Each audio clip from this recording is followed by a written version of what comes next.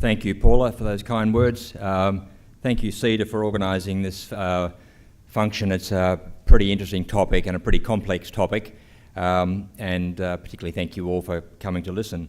I guess my job's to talk about the world of regulation. It's very much the space that government operates in, and it's probably seen to be the space that government can either make or break things happening, depending on how complex or how simple regulation looks like.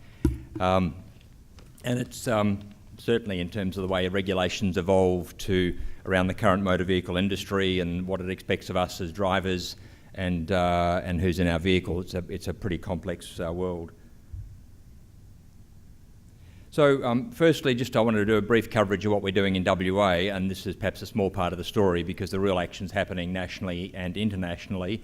A few years ago, Main Roads thought, look, we better start understanding this concept of both connected vehicles and autonomous vehicles. Connected vehicles where the vehicle and the infrastructure provider actually interrelate and between the vehicles between themselves, and then the world of fully autonomous vehicles or driverless vehicles into the future. And really understanding, well, what are these vehicles, what do they mean for our networks, what types of intelligent transport systems do we need to build into our networks, and what sort of capability do we need to actually within the organisation to provide for that. So important building blocks to get the future right for WA. We're also worked, as Pat's mentioned and Peter's mentioned, worked pretty closely to get some trials off the ground in Perth, working very actively at the national level, which I'll explain in more detail. But perhaps an underlying theme throughout this presentation is getting right those things that we know about now and leaving some of the complexities for the future, albeit the future happening very quickly, but it's such an evolving, rapidly evolving concept, and really understanding what it means for Australia. There's so much to get right now, and then we transition into the future. So you've heard a bit about the trials that are operating. Pat talked about the RAC trial. Curtin University's picked up a similar trial out at their facility, and Peter mentioned about the heavy vehicle trials. DOT has worked with the RAC and Curtin in the space of vehicle importation. As Pat mentioned, RAC had to jump through a lot of design rules to get the vehicles imported into Australia. Advice on risk management frameworks, necessary permits. These things, do they require a licence or not a licence as a vehicle? And getting the route mapping in place, and of course with the RAC starting the trial proper, and Main Roads had a pretty active involvement in the traffic management space and providing that sort of expertise to make the trials work. And I guess working also and understanding the opportunity for building off a lot of the expertise that's actually been allowed by Main Roads in the Pilbara for mining operations and moving iron ore into ports, particularly into Port Hedland Port with larger and larger vehicles, building off that technology, understanding telematics to then move towards a space where Peter talked about, where we might start to comprehend what we call platooning of heavy vehicles, and maybe at some point running heavy vehicles in platoon from Perth into the Pilbara. Which probably deals with the great challenge that the heavy vehicle industry has, is about how it deals with fatigue management and particularly an ageing workforce. This whole space about AVs and CVs, autonomous vehicles and connected vehicles, it's very much a national priority, and I think the ADV work that Peter talked about really got kickstarted that process. The National Transport Commission is really got the job of leading a lot of this work and trying to unpick or understand the barriers to entry and unpick those barriers. The NTC started a lot of work last year to review the whole existing regulatory framework, and I'll cover that a bit of detail that in a moment, and sort of what sort of barriers there might be to move to allow a world of fully autonomous vehicles, but also to allow for that transition where you're going to have mixed types of fleets. Fortunately, the rules also, given how complex the rules are, haven't impeded the trials, and we've found ways to work through the regulatory frameworks to get past those rules, albeit in fairly closed environments for the trials, but it gives an opportunity to start to work on how we can actually navigate those rules and get more and more of these trials happening. National governance, the world of lots and lots of committees, whether they be prime ministers and premiers, ministers, or bureaucrats. This is a bit of the national architecture for it. COAG, which is the Prime Minister and Premiers at the top, have given a mandate through the Transport Ministers' Council to really get on with this work, and the National Transport Commission has been given the lead job to do all of that, and then obviously working in a very consultative space with industry. The Austroads group, which works through the NTC, has got a connected and automated vehicle steering committee and an industry reference group to really work through and understand this. And Transport Certification Australia, which is really the group that actually decides what vehicles come into Australia and whether they meet our rules or not, has got the co-lead at the international level on, lovely term, harmonisation task groups for cooperative intelligent transport systems, working very closely with the EU and in the US. And interestingly, TCA has got the co-lead on a couple of those groups investigating security standards. One of these big issues around moving towards a world of autonomous vehicles when we aren't in control anymore of the vehicle and a system is in control is how you deal with cyber security and information security. So a lot of work around that. How do you protect from hacking, protect data? The vehicles are going to give a lot of data about how we move around. All that privacy is very important. And making sure that software quality at the international level is actually working in a very consistent way. Under all of getting outside the international space into the national space, the NTC's work really is focusing on safe drivers and safe vehicles, albeit safe drivers is probably a bit of a misnomer when we're talking about AVs into the future, but the transition period is the more complex one.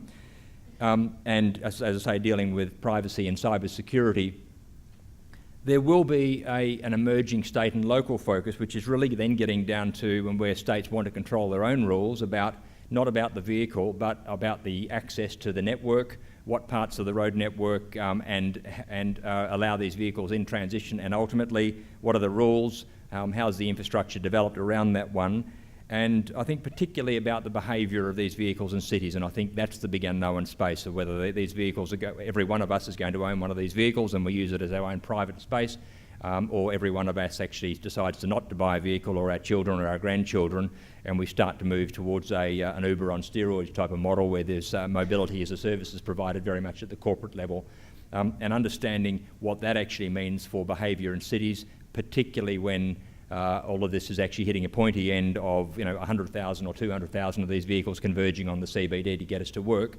What does that actually look like? So a lot of policy focus in that space.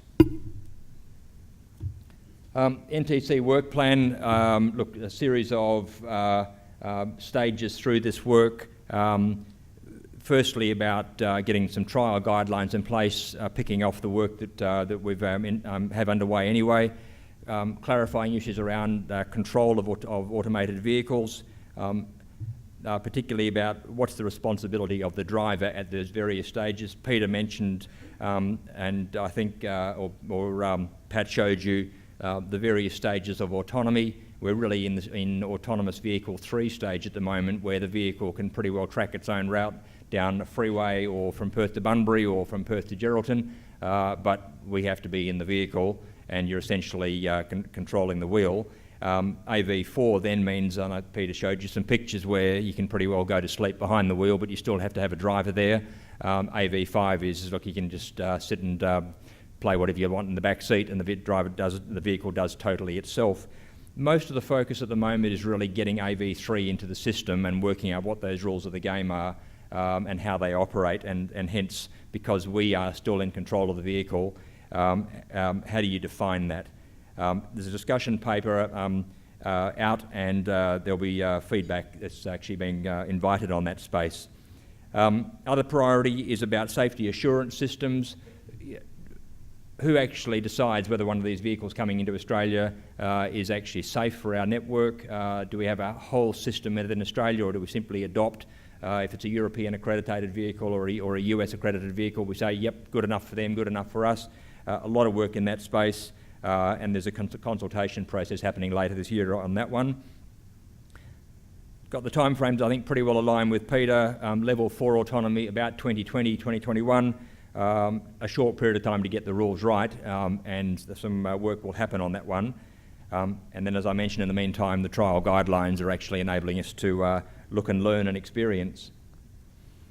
I mentioned earlier on about barriers to outcomes. The current system of design rules and the rules that can determine what we're responsible or not is highly prescriptive. It's evolved over a long period of time. Quote from one of the NTC guys, when they've looked at this barriers to entry or barriers we need to strip out or deal with, 716 provisions in various laws that largely relate to the driver and the driving task. This is, forget about Australian design rules and everything. That's a lot of rules. And the responsibilities on drivers, whether your kid gets in the back seat into a baby seat, who you've got to clip them properly, you've got to have your hands on the steering wheel. I think Pat mentioned the steering wheel's got to be on the left-hand side of the vehicle. All of this becomes irrelevant when we move to AV5, but it's highly relevant when we actually have transitions of systems where you've got people driving 1970s Holden Kingswoods with new European vehicles and with AV4s coming into the system at some stage. What it also highlights is that the whole model nationally and internationally is moving away from a prescriptive-based set of rules to a performance-based outcome, and that's the system on which national rail systems and aviation systems have been based, and the challenge is to actually make that relevant to networks where there was millions of individual owners and millions of individual vehicles compared with control systems like railways. I just want to cover insurance because it's perhaps the one really big issue to get right, and it's a pretty complex one. The Insurance Council of Australia responded and has started to convene some national focus on this one. The presumption was that we get insurance right by saying to the government owned third-party compulsory insurance organisations like ICWA, you guys take responsibility for it and catch everything that lands on you and then sort it out and then work it out with the manufacturers afterwards. We've got a much bigger insurance industry on that one, and particularly relying on the reinsurance industry behind that one. And so I think there'll be some interesting dynamic on that one as to what are the rules of the game and which parts of how the insurance industry actually organises itself on this one. ICWA's work, very much again led by WA, has led to some clarification through the NTC's guidelines and policy paper, and it'll actually help to drive that debate at a national level to get all of the insurance companies to work together on this one. Interestingly, the UK has been got to the stage of actually putting a bill through Parliament to define the insurance model. Their insurance model is quite different from ours, where they don't have government compulsory third-party insurance systems. It's largely all in the private sector. And the Vehicle Technology and Aviation Bill has actually sorted out the liability for accidents where AVs are involved. It's got a model where the consumer, it's got a consumer-first access to compensation. In other words, don't ask any questions. If you've been impacted by an accident with an AV as a third party, you're automatically compensated. And the attribution of liability then gets sorted out between the insurers and the vehicle manufacturers.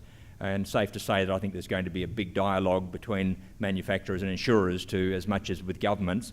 Government can never rely on the saying to the insurance industry and manufacturers, you sort it out, we're out of this game, because governments get elected based on risk and achieving things. The model has largely been in place to facilitate trials and to get test vehicles into the UK, and to give some clarity to the manufacturers. So it shows how active it is and how many dimensions of this exercise there are to get right. For that broader space about planning for autonomy, there's a lot more rules that need to be sorted out than just simply having a safe vehicle and a safe system and having infrastructure providers work out what sort of ITS systems they need for that. There's a smattering of things up there. I think the fundamental thing is we're still not quite sure what the market looks like with AVs, whether it's going to be a corporate Uber-type market or a private vehicle market like we have at the moment, what that transition looks like, and particularly what's the absolute capability of these vehicles operating in quite complex environments. So a lot of work that government's got to do to really understand the fuller impacts on this space. A lot of work with the private sector, understanding also consumer preferences, and I think it's great that the RAC, with such a big member base, are actually leading that work to gauge our level of enthusiasm or response to it. But I think across a number of different areas, we've got what sort of transport network demand do we need to provide for, how much continued investment in major infrastructure we provide for in cities particularly, how do we manage capacity on the networks through ITS systems, and particularly congestion and peak periods. Big issue, AVs are likely to be probably electric vehicles. That means that a big source of revenue that goes to governments, which is vehicle licence fees, driver's licence fees, and particularly fuel excise, a lot of that disappears. What's the new revenue source that actually goes to keep building and maintaining roads and transport infrastructure? Got to be thought through, and there's work happening at the national level in terms of that whole market reform. I guess some issues around public transport. Pat said a lot of this is testing out first mile, last mile issues, potential risks between crossover of that Uber type market and some low capacity or low patronage public transport type systems. I think a very big issue for urban sprawl, and again that's very much us not really understanding whether this is going to be private consumer-led or whether it's going to be corporate-led. A big issue for cities, as I mentioned earlier on, in terms of major centres. A colleague of mine went to a planning conference last week, thought that the world was all going to be quite simple for him when we have AVs, didn't realise that the next 20 years is going to be pretty complex, and particularly in the space of how cities operate. Does that mean lots and lots of zombie vehicles are going to be running around because they drop us off and then disappear and want to go home or find a parking lot somewhere outside the city? And I guess road safety management as well. So a lot of territory to cover, a lot of consequential impacts in the space we've got to work through. I think that's going to require, where we've got a lot of international leadership and national leadership, I think some leadership needs to happen at the local level as well, particularly bringing local government into this space and understanding how we deal with this one. Because as much as we'd like to believe the video from Gothenburg that the world's all nice and simple because 5-year-olds tell us how it should work, the world's not going to be that simple. It's not as simple now, and it won't be simple in the future, and particularly that transition arrangement is one where we've got to work our way through it and make sure we've got our sights on the end game, but really understand that transition for the next 20 years. Thank you.